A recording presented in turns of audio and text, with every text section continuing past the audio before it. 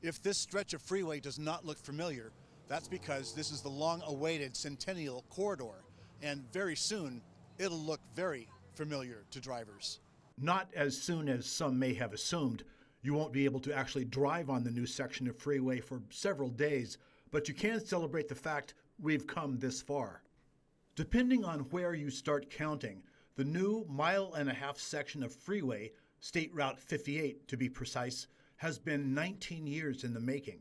Through funding gaps and bureaucratic hurdles, its champions persisted, remaining focused until the last lane was striped. The city of Bakersfield, the county of Kern, Caltrans, the California Transportation Commission, the Kern Council of Governments, and the ad hoc agency they combined to create, the Thomas Roads Improvement Program, or TRIP, overcame it all. Friday was their day to take a bow before the assembled multitude of about 600, perhaps twice what organizers expected. The biggest ovation was for former Congressman Bill Thomas, whose $720 million appropriation in 2005 included $630 million to get the ball rolling on Bakersfield roads projects, including the Centennial Corridor. TRIP added other funding sources, and the undertaking exceeded $1 billion. All the participating agencies and governments were on hand for the speechmaking, including former Bakersfield City Manager Alan Tandy, who was on the job when the plans were made.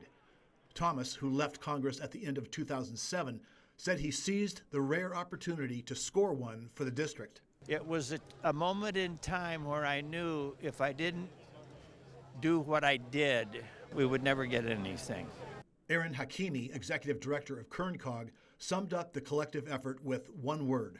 Perseverance from many people, including Bill Thomas. He literally still comes to every meeting. When we get sideways with each other and other agencies, he's the referee, the enforcer, plays many different roles, but we got it done. The freeway will not actually open to vehicle traffic for several days. A date hasn't been set. But that didn't stop the marching band or curious citizens who've been enduring orange traffic cones and road closures over years of construction. Sam Mercado, one such onlooker, said the Centennial Corridor has just a couple shortcomings. You know, it's not perfect. You know, I don't like the fact that they left Stockdale Highway out. There's no exit. You know, maybe in the future they'll address that too. So who knows? But for the time being, I think it's terrific. The project, Bill Thomas said, is done, but not done. Now we'll move on to the other things that people talk about not having been done. We've got a few more years. We'll get there. When the Centennial Corridor opens in a few days, you might notice a view of the city you haven't seen before, a panorama from a different, elevated perspective. Just keep your eyes on the road. In Bakersfield, Robert Price, 17 News.